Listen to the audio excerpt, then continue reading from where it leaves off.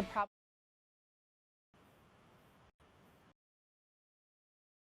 Hi, everyone. If you were here 2 hours ago, I was presenting on social media, and now I'm back to talk about websites. If you've been hanging out in the blue and orange channels for a while, good to meet you. My name is Sam. I'm going to spend a little bit of time on slides, but then we're actually going to jump in and do some fun website stuff. So ask your questions in the chat, and I will potentially look at them throughout, because this is a little more workshop-y than a presentation. So the goal would be to hear from you guys what you want to see happen on a website. So a little bit about me. My name is Sam Spain. I have been part of FIRST for about 18 seasons that have happened. The 2021 season will be my 19th. I was on FRC Team 230 when I was in high school. They're from Shelton, Connecticut, the Galehawks. Since then, I have helped a variety of teams all over New England. I started a team at a school I worked for. I've helped teams in Rhode Island, Massachusetts, and now I'm back in Connecticut, where I help Team 3182 Athena's Warriors and Team 558 Elm City Robo Squad in New Haven. I'm also a FRC and FLL volunteer coordinator for the North Shore event. When we can have that again, that'll be really exciting. And for the Elm City Robo Fest FLL tournament. And sometimes I go to Worlds and volunteer coordinate there. When I am not doing robots, I am a client success manager for a company called Final Site, which does websites for schools. So today's a little different because I'm not going to be using the software and the content management system that I work in every day at my job. We're actually going to be playing with a website system called Wix, which is free or can be free. So we'll talk about that. And again, please feel free to ask questions as we go. So getting started, before we do anything with a website, before we even consider if we're going to use Wix or not, I hope all of our teams have some sort of web presence. Maybe it's a page on your school's website. Maybe a student made a Google site recently. Maybe you've had your own personal team website for years and years and years. All of that is great. But if you've been thinking of either building a new website, doing what we call a redesign of your website, or if you want to take a small web presence that you've had for a long time and build upon it, and make something larger and more dedicated to your team, all of that is awesome. And hopefully this workshop will help. So before you jump in, you want to think about what is the purpose of your site. So who is it for? Why? What kind of information do you want to share? Why do you even have a website? What is its focus? And you can have a few different focuses. We'll see. But you don't necessarily need to put every single thing out on your website. So we'll talk about what belongs on your website. You should build a sitemap. So you might have a lot of information on what we call the homepage. You could put Instagram feeds, or you can put your mission statement, or you could put information about FIRST or the latest awards you want. You can put all kinds of stuff on your homepage, but you will probably have more than one page on your website. So how do you build that sitemap? When we get into the purpose of the site, what is the content on the site? And you can figure out if it's going to be 5 pages, 10 pages. We don't want too many pages, so we'll talk about some ideas for that. Have a selection of images and basic team information. I think I got ready by downloading a few quick pictures that I wanted to have available to me when I'm building a fake website for a team that doesn't exist. But you probably have pictures of your team at events in the past. You have pictures of your team working in your build space. You have your team logos. You have videos, the FIRST logos, and then general team information, mission statement. Maybe you have a history of your team, a selection of past robot photos and what those robots did and what the games that the robots were for were about, sponsor information, all kinds of stuff. So try to collect a lot of that as early on as possible. A website is very cool because it does not get printed, right? It's a living, breathing resource. So it doesn't have to, like you can misspell a word and you can fix it. You can add a page, you can remove a page, you can change information on the fly, as opposed to a brochure or a flyer or certain other things where you're making decisions and that's it. So even if you have a website right now, you might take some of this information and decide, awesome, I'm going to do a little bit with that as we, have time before the next season, and we don't know what next season looks like, so it could be a great time. You don't have to start from scratch, but we're going to act today as if you are. Okay, so I mentioned sitemap. Obviously, you have your homepage. Goes without saying. That's the first page that they're going to land on, usually, unless you sent them a link in maybe an email newsletter to a specific page on your website. But otherwise, they've probably searched for you, and if they click on the name of the site, they're going to land on your homepage. So that one's kind of a given. From there, we can have a lot of different information about our team.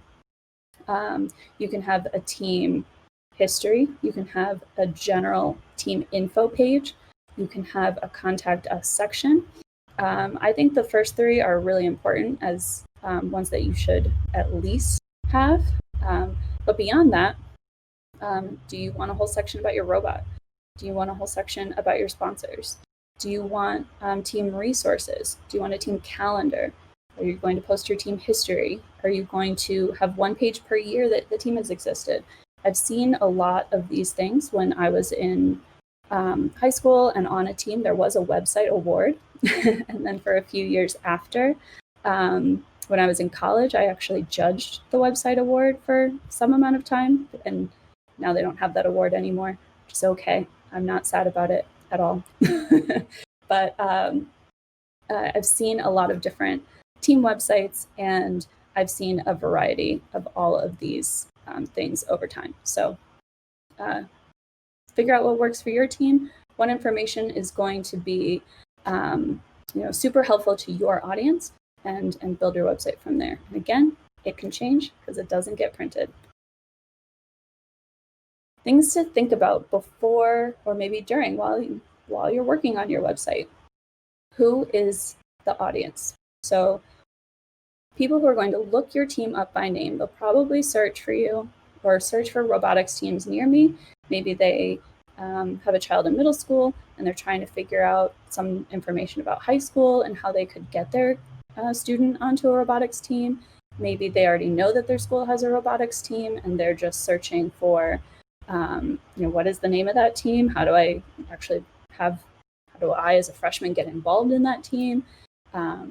Maybe I am trying to figure out if I'm moving to the area, what are the teams around me? What are my options?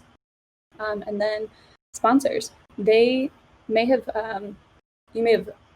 applied for a grant, for instance, and you're going to fill out a grant application, but you want to give the people who are reading that grant more information. So they might wander through your website to figure out more about you as a team. With all of this in mind, you can tailor your different pages to know who the audience of the team is. If you have this public area of your website that's focused on how do I sponsor, how do I donate, how do I join, how do I learn more, you might also have a private area of your website that is for the team members. Where are the meetings? When are the meetings? Can you have team chat? A lot of teams do this not necessarily on their website. They use completely different systems like Google Drive to share information on documents and slideshows and spreadsheets. They might use Slack or Discord to chat with each other. They might email, they might do a lot of things, but they might also have like one hidden page with a lot of information that team members can go to when they don't know what to do next, or if they're looking for more information at any given time.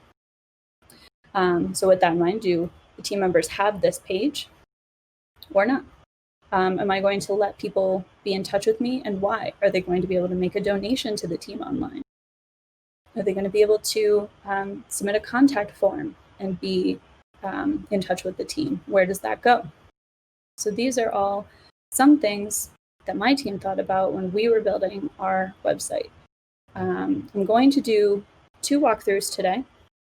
One is of the Athena's Warriors website.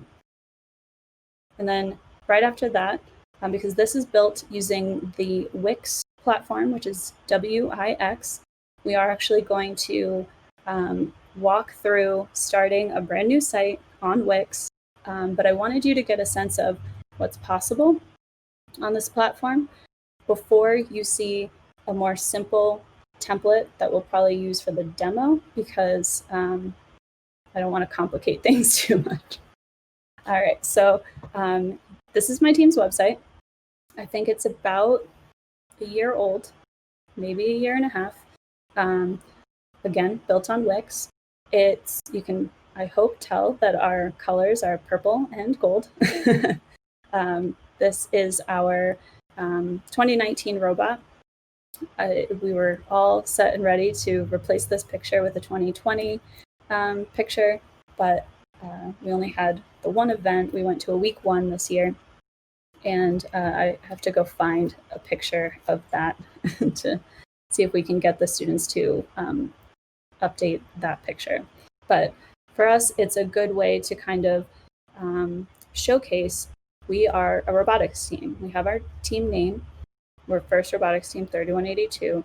And what do we do as whatever this is? We build a robot, and that robot is the very first thing you see when you land on our website. We don't usually have this second button, and we don't usually have this little pop-up, but I'll click on both in a second. We usually just have join our team living right here, and it's going to let you email us. So it really just opened my email app so that I could send an email to the team, which has a subject line of I'd like to learn more about Team 3182. So if I were to be making changes to my website right now, I might be like, oh, I should make it more obvious that this is not a link, it's an email. And I might put a little icon for an email right here. This is going to go out to the FIRST website. It's got, the same happy messages that we've been getting for since March. And we have this little pop-up here that at first, because we were in the middle of competition season and the season was being canceled, postponed at the time, this used to be more of a interruption. You would land on our website and this would show up automatically. We didn't want to delete it because it's more or less still relevant. We haven't quite gotten back to meeting as a team yet, but it's no longer the first thing that you see when you land on our website, because we're kind of in the off season and it's not as necessary to know that there's this change, but it's always there, and we can keep going back to it, jump to that first announcement and go from there. One of the cool things that I personally like as a website user is that this header is following us. This can make it really easy. If at any point I'm wandering through the website and this bar isn't there, I might get lost. I might not know what to do next, and then I would have to go all the way back to the top to click on my menu. That's not ideal. You do want to give your users as much of like a next step as possible. So this button would be considered a call to action, something that I'm asking the user to do. So having buttons like this throughout the site is a pretty good best practice. So we have these in a few different places: learn more about our team, look at the 2020 game reveal, no links here, subscribe, submit a form. We kind of have a lot of different buttons, and our menu is still here. all the time. So that's pretty nice, because someone could be like, okay, well, I got to this point. Actually, I do want to learn more about FIRST, so I'm just going to click on this link. That's kind of helpful.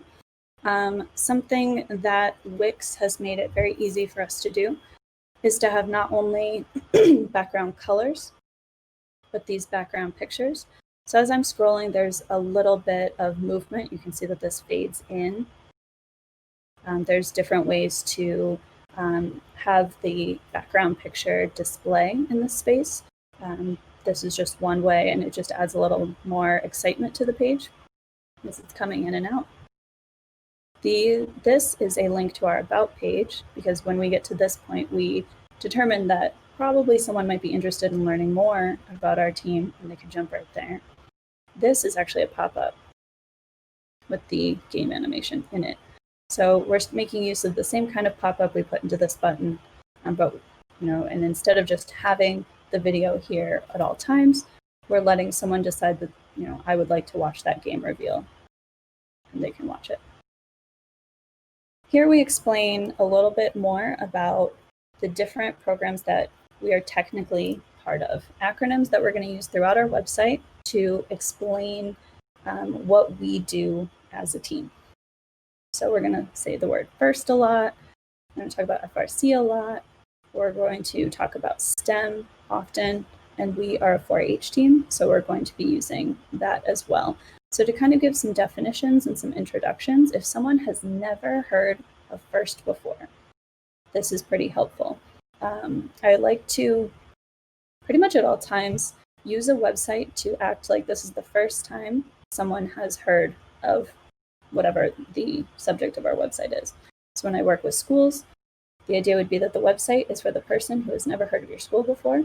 And in this case, this is for someone who's never heard of FIRST, never heard of your team, and they might not have heard of 4-H or FRC. Many people have heard of STEM, but I like to put this here because it's pretty much the foundation of why we exist as a team, is to get students interested in science and technology. So that's a very important definition. And then because we're not going to update the homepage every day, I updated it a tiny bit today because there was some old stuff on it, but I'm not going to update it that often. We do have our Instagram feed pulling in. What this does is if you use Google, you search for something, and you're not searching by name, you're searching for a thing, robotics teams near me. That's kind of an unbranded generic search. Google has a whole algorithm of what websites it's going to put higher on that page 1 search. And one of the things that goes into that algorithm is how often that page was updated.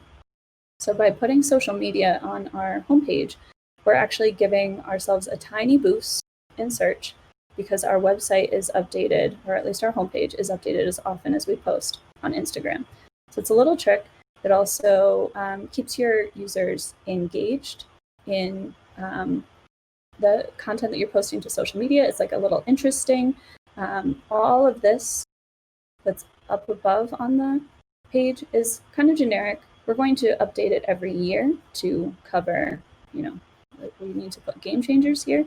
We don't change the game yet, but this is going to be more of the day-to-day or the week-to-week, which can be kind of fun. We have, we're also using Wix to send our email newsletter.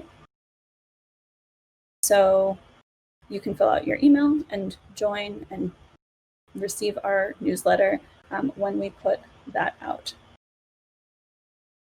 Then we have a form. This is a little different than the subscribe to the website form. We have or subscribe to the newsletter form. We have just, if you have a question or you want to, again, join the team, learn more about us, anything you want, you fill out this form and we're going to get this form. And finally, where are we? Where do we work? Not technically where we live. We are not a school team. We have about 5 schools in the Hartford County that have students on our team, and we work out of a makerspace in downtown Hartford. So we are, in this sense, showing where we can be found, and linking back to our makerspace, because they do so much for us and let us kind of live here. So you can jump to their website as well. It's kind of one mini thank you to one of our major partners. We've updated this little footer. The default one is going to talk about Wix website, things like that. And then this is our full name as a 4-H robotics team. So in case people are searching for us off of information from 4-H, it's text, so it can be found. Before I jump into any other pages on the site, so you can see a few examples of different layouts, there was a question about accessible website design and inclusive website design. So that's an excellent question. It's really important all the time to be accessible and inclusive. There are compliance guidelines and laws around certain types of websites that must be accessible. Those are typically organizations that receive government funding. They are government offices, but it's still a good idea to be accessible all the time. You might have parents or grandparents who are accessing your site, and they might be hearing impaired, visually impaired. They might want, the text to be a little larger. They might be have restricted mobility, and they might be tabbing through your website. So you can see, based on where I was, I'm hitting the tab, and I'm entering different sections of my website. So someone who can only use one button is going to be able to tab through your website. I need to get back up to the top to see if I can get it to start over. But it'll wander through my menu. It's getting hung up here. Probably yelling at me that I'm tabbing too often. Go down here, and then they could hit enter when they land on one particular link. So that will be they're jumping to this page instead of clicking it. They're not using the mouse, they're using a keyboard to navigate through our site. So making sure there's two different sides of it. One, what is your website platform capable of? So I didn't help our students build this page to have this tab functionality. That's something Wix does. But when I'm working with students to update this website, they do need to do certain things. I'll name 3, but if people have more questions, I will answer them at the end. One that's huge is pictures are not inherently accessible. This text is accessible because it could be read by a screen reader out loud. So with a picture, what you want to do is have alt text. I don't know if this one does. We'd usually be able to hover and see the alt text, but it would not exactly be the title of the picture. It would be, if I am describing this picture out loud to you, and you're on the phone with me, or you just can't see the picture that I'm pointing at, how would I describe this picture? So it's a group of students in competition gear. They are surrounding the robot at a competition right this second. I could give a little more descriptions. I could say that there are 8 students. I could say something about the owl hats. I could say something about that our pit is designed like the Parthenon, so we have these Greek columns. I could use all of this to describe this photo to someone who couldn't see it. That is huge for someone who's actually having a screen reader read the content out loud. On the flip side of that, if you have a picture, so even our homepage, all of this is text. But if I had designed my picture to have text in it, like the 2019 is built into the picture, the 3182 is built into the picture. But maybe I was like, I'm just going to make this easier on myself, and I'm going to Photoshop this text onto my picture and upload the picture. it's no longer inherently accessible like this text is. So adding that text to the alt text can be helpful. Another thing that's very important for accessibility is to have responsive website design.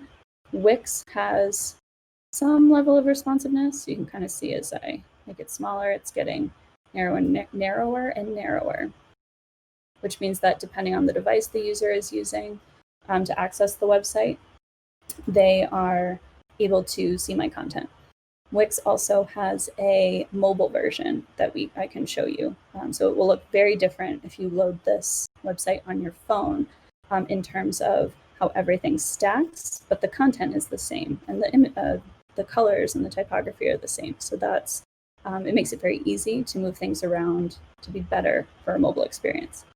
And then finally, using your headers. So what a screen reader does, if you've ever written a paper for school and you've had to outline it first, and you do a title and then different paragraphs, like your introduction, your main point, your thesis, your conclusion, and then within your paragraphs you have kind of subheadings of what is this content about, what's the main point of what I'm trying to say here.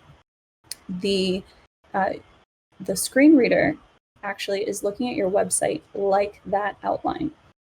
So there's going to be headers 1, 2, 3, 4, 5, and 6.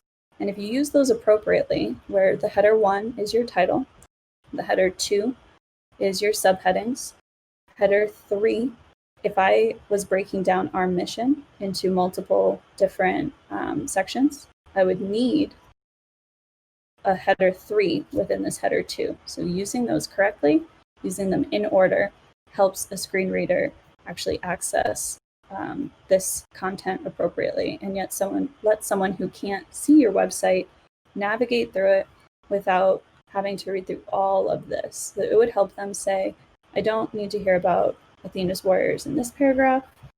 I don't want to learn about our mission. I do want to learn about our goals. And they would stop there and let it read through this section before jumping on. And they could skip awards and jump to our form again. This is another example of a photo scroll. This one's in the background. So I hope that helps a little bit with accessibility. Please feel free to ask questions about more than that. I'm going to kind of show off a few more things throughout the site that we've found helpful, and then we're going to start to build hopefully a quick and simple website. It might not have too much information in it, but we'll do our best. So this page is built with different colored boxes, and then we have this section, which is actually a slider between awards that the team has won in the past. We have been around for about 10 years, so we don't have too many awards, but we don't have too few. I think we're doing pretty good. And then our robots. We've been in touch with some of our alumni to figure out what they called the robots. We are missing only 2 years, but we're working on it. You can jump out to learn more about our team on the Blue Alliance. And for this year, this is our first time we've done this, we made a little pop-up about our robot. You can watch something on YouTube. It's a little out of order, but that is okay. This is almost like our scouting sheet. We also have a page about FIRST. So because we are part of this larger organization, it's really important to explain why FIRST is important and why it means something to us. So we break down how what STEM means and what FIRST students learn and do through STEM. That's very important to us. We have the game reveal again. Again, it pops up. I'm going to skip news for a second and jump to events. We have the ability to call out one event in particular. Now, this was supposed to happen in May, so it didn't happen. So I should delete this, but in theory, just the fact that we can put a cool logo and a button pretty much anywhere on our page has been really nice with this particular platform.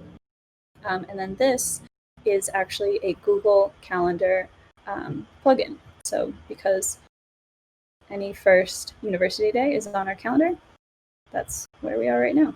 But we've had team meetings in the past. We'll go back in time to a month where we had some good stuff. And you can see all the different competitions, meetings. Because we're a community team, it's very important for us to determine that people can come to our meetings and know when they are and know that they can stop by the makerspace. Because it is in downtown Hartford, there's a lot of people who work and can come after work to our meetings. So that might help our mentors, it'll help our students, all of that. We do the same kind of embed with resources. So this is a Google Drive embed of a particular folder on our shared Google Drive for the team. And we've put certain resources that we can help other teams with. So these are University Day presentations our team has done in the past. I'll probably help us get this particular presentation up on the website too. But then we also have our chairman's essay, our business plan, our branding guidelines, all kinds of content that we just want other teams to be able to find and use. We thank our sponsors with a little grid of their logos and our banner that we've printed and put in our pit. We use GoFundMe for donations that are online, and then the contact link actually jumps to the contact form, which is on every page. So these are just some ideas. You can have all kinds of other content on your website that fits your team. I have seen, I think the Gale Hawks, when I was on it, we had a page per year. So it covered the students on the team that year, the robot that year, the game that the robot played, and really just was a nice, if you hovered, kind of like we have a drop down under resources, they had a really long drop down because they've been a team for almost like 22 years at this point, I think. So whatever content you have that you find you want to share with your audiences and your community and your families, I think that there's room for that. I said I would skip news because this is kind of a different take on website content. This would be considered a blog. Blogs are important for,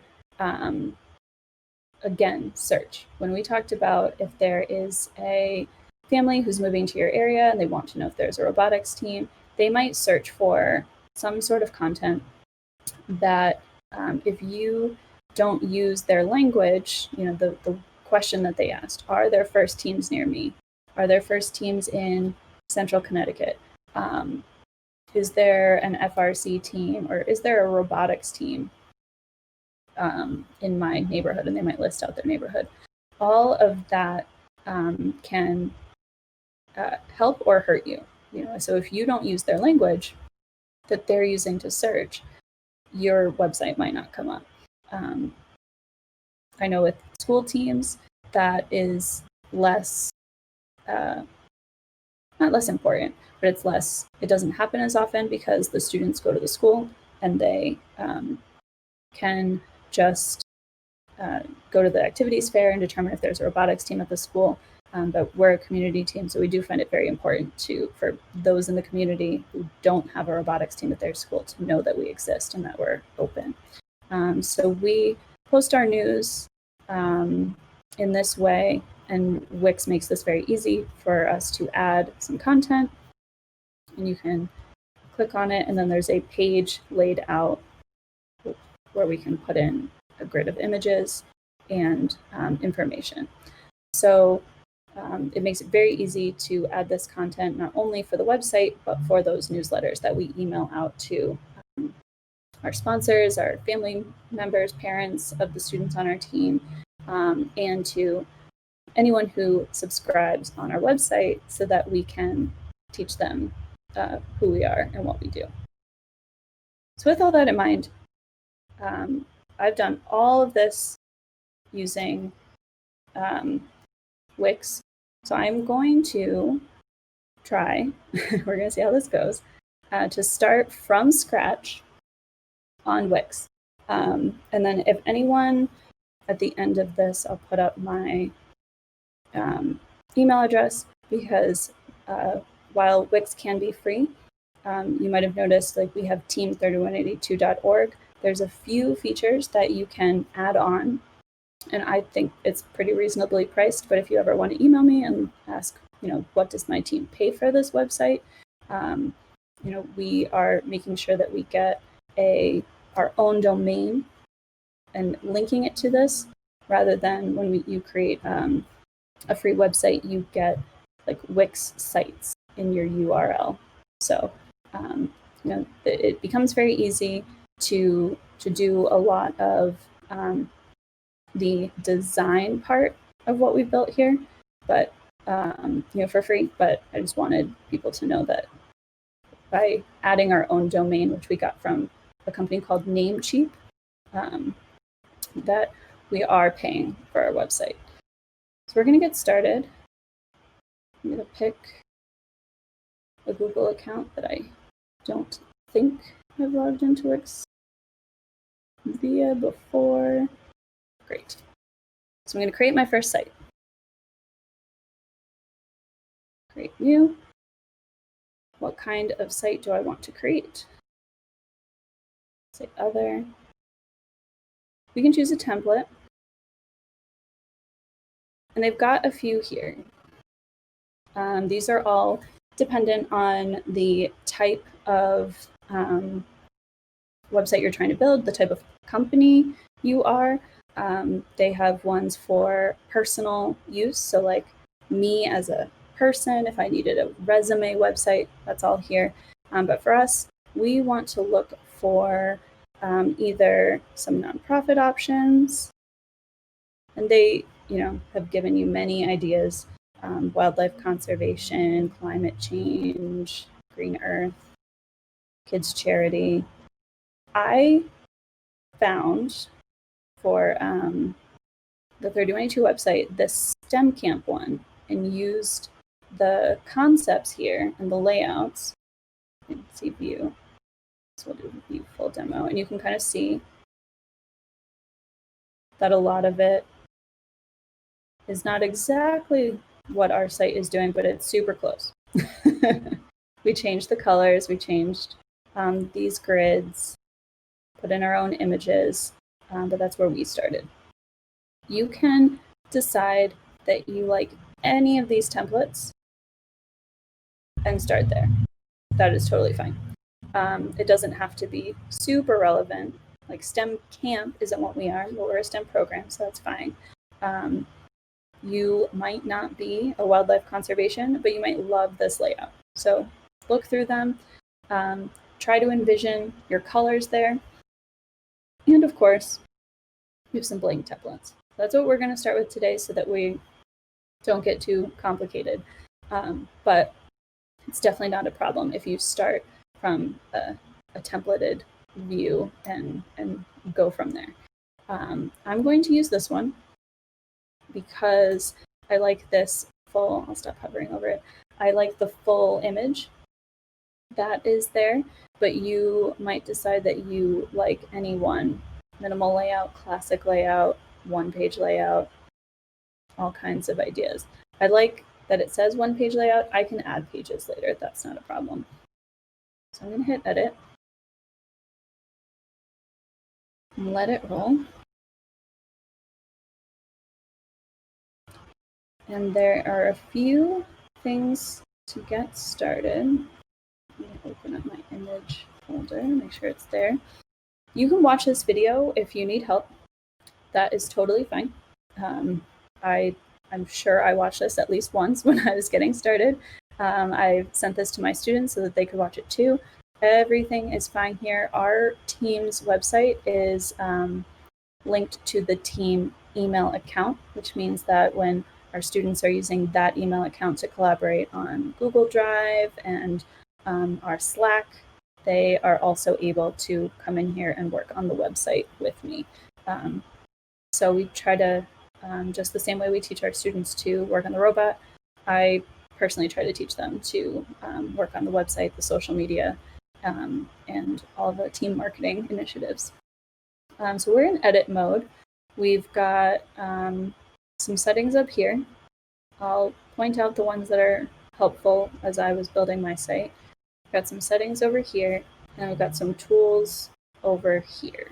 These might look more familiar if you use a document editor like Microsoft Word, Google Docs. You've got some alignment pieces over here, delete, copy, paste. A lot of these things are available if you are right-clicking on a particular element. But for the most part, I can click on all these individual pieces of my website and edit them. It's going to be very, very easy for us to play around here. This home is my menu. So if I started with my sitemap, like we talked about half an hour ago, then we have a list of pages we'd like to work on. So I'm going to hit Manage Menu and add a page. I can do my About page. And it created a blank page for me to get started. I'm going to add my sponsors page. I'm going to add my Contact Us page. So now they're all here. This, you can see that it built these for me. So that's my menu. I can usually click on a particular element on the page and get all the different settings of what I would like to do. I spend more time in this Manage Menu or the Design option. Might also look at layouts. So this is where you determine, in this particular spot, how is the text aligned? Left, centered, right. Now this is within the, it's taking an item that's a list of 4 pages and it made it a horizontal line. So it's not moving this whole 4 links to the left or the right. They each have their own little box and they're working within them. We can make the items fill the whole menu, so that's kind of cool. Display the items from left to right or right to left. That's whatever you prefer. Then do design. And they've got some pre-built ways that your menu can look. We can add 4 buttons to the top. It's a little misleading to put buttons in a navigation area, but some of these are pretty nice. I'll use this one. But from there you can customize the design and change everything about this. Change the text color. I like the color orange just personally. Change the font. Roboto. It's a great font name. Make it larger, make it smaller. We can do anything we need to, and it's already bold, but we could italicize it or make it not bold. Railway or Roboto bold is already a bold font, so it's not doing too much when I turn this on and off. Awesome. When you hit Manage Menu, that place where we picked all of our new pages comes up again. So that's pretty nice. And I can leave this for now. There was also, let's see, stretch. This is how we break out of, this is their recommended, these dotted lines down the side, the recommended content area for this particular website. So lots of people have different screen sizes. I'm on a laptop right now. I have a larger screen right next to me that can really display these websites huge. Other people are looking on iPads or other tablet devices. So they're really not going to want you to put too much that's important outside of these boundaries. But we were able to stretch the menu again. So now it's filling the content area and it's filling the page width. So this will, because it's responsive, kind of come with us as we make the screen bigger and smaller. And that's good. But just keep in mind that what you have break out of each of these boundaries may not be seen by everybody. And it will actually tell you that if you move an item over here, let's see, it told me you dragged an element outside the grid lines, some of your visitors won't see it. So it's not going to let you go too far. You know, you can color outside the lines, but you can just keep these in mind. Here, I just dragged it back into, so again, I've got this little area. This dotted line going all the way across separates my header from my page body from my footer. So when I was on my website, the purple bar that's coming with me is my header. Everything else is in the body. And then when we get down to here, this purple area with the form and the map, that's my footer. It's on every page. So if we jump into events, header, footer. So once we build the header and the footer, every other page, you're only working on the body. So that's good. I'm going to go back to my home page and start to make a few quick adjustments to pictures. So I'm going to change the background of this image, upload an image. I've got stuff on my computer. Drag and drop. But it also will search through different free media galleries. You might have team pictures, all kinds of things. And I'll keep uploading just a few more things. Fake robot logo and the first logo.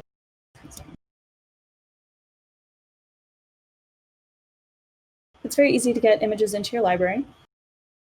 I'm currently picking an image from my background. So I'm going to, even though I uploaded all 4 of these right now while I'm in my media library, I'm going to click on this and hit change background. And now here it all is. I can drag this down and it's going to keep resizing the picture until it's filling what I want. So you can see the wrenches, that's cool. I can go into my settings and decide so it's center focused on the very middle of my picture, but I don't have anything exciting in the middle of my picture. Everything exciting is at the top. So I'm going to change the focus and let that be my header.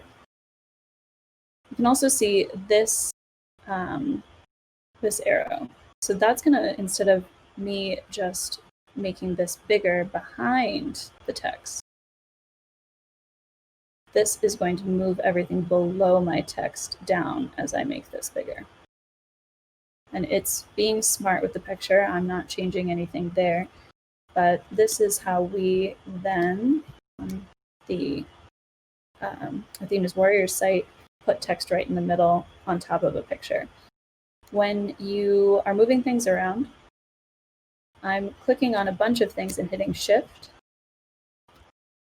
so that I can click and have all 3 of these as I move them around. Otherwise, I would have to move this title, and this anchor all individually, and I don't necessarily want to do that. While I'm dragging things around, I can put it wherever I'd like. That's totally fine. It doesn't bother the back end. But you can see this pink line when I'm centered on the whole website. And then there are other little pink lines when I'm centered or aligned with some other part of the website. So using this to keep yourself aligned and everything centered and clean, that can help. You can also select everything and use the tools that we talked about at the beginning to center them all. Now, this is very difficult to read. So now I'm going to, I just double clicked, but if I single clicked, I can hit edit text, make the font size larger. It's so big. It's a little better. It pushed down the button automatically. So it's doing a lot of things that are just kind of smart for me. I can change the color to white. I can outline it for better visibility. See where that one is. Effects, outline, drop shadows, all kinds of different effects. And I can add all the normal text edits like bullet points, increase my indent. The same kind of copy, paste, Control C, Control V, Control Z for undo. All of that works in here, so it's very easy. And then we've only got 10 minutes, so I'm going to show off a few fun things, but not too much else. This system is very easy, and if anyone ever has any questions, I'm happy to answer. So here, under Edit Text, I want my colors. So these colors that popped up, there are 5 of them. These are considered the main colors of the site, and they're shades. So we've got a light gray, a blue, an orange, a purple, and a green. And then we go shaded up 2 lighter and 2 darker on all levels. This is your site's color palette. You can set this once by hitting Edit, and they have a few over here to pick from. So I do like this one, the first colors, more or less. But this aquamarine might be a little unlike what I would prefer here. So you can actually click on any individual color and add another one. So you add the base color, that middle one, and it's going to get lighter or darker from there. So you're really focusing on these middle 5 colors. So dark red, and it is going to tweak itself. I didn't like it when I did that one because it's too bright. Or I'm just not doing what it wants me to do. But with all that in mind, these are the colors. These help you maintain consistency across as you're building your site so that you don't have to each time remember the color that you picked and so on and so forth. Finally, I mentioned a few times that you have a mobile option. So the site will adjust itself as you make the screen bigger and smaller.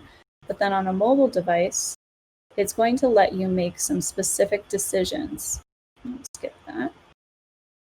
So that if this wasn't working, I can't read any of this text on top of the picture, all of the content from my desktop version is here on my mobile version, and I can make the picture smaller and move the other items below it so that everything is a little nicer.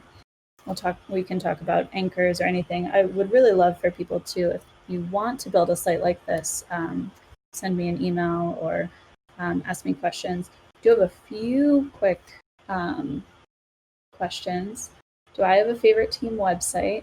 I'll go back in time on my favorite website when I was in high school, because my favorite website right now is Athena's Warriors. But I really loved the Rage website back in 2003, and I probably became involved in building websites just as a person because of that one. A good platform for a website so that if students that work on it leave, we're not left without someone to edit it. Anything where it's tied to one team email account, such as Wix, Squarespace, WordPress, are all probably recommended in that sense. We have had a lot of students want to go into building a full HTML website, and that becomes cumbersome when 2 years later you don't have a student who wants to do that particular thing. So kind of making sure that you have a website that does not require a ton of specific coding can be very helpful. We talked about accessibility earlier, and then we want to track team participation, like hours, meetings, and events attended through our team website. Do I know of any tools or programs? That is a good question. I'm thinking you could do a mix of like a Google form, which fills out a spreadsheet automatically from the results. But I will also do some research on kind of people trackers so that I can help with that question, because that's a really cool question. This particular website does not have a hidden page for our students specifically, but it's something that we're considering so that we could have almost like a team portal and somewhere for our students to jump into and do things like that, like the team tracker and who's done what and stayed involved in the team.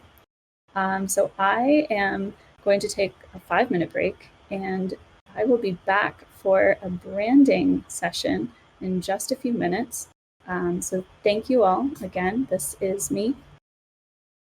If you would like to be in touch. Have a good one.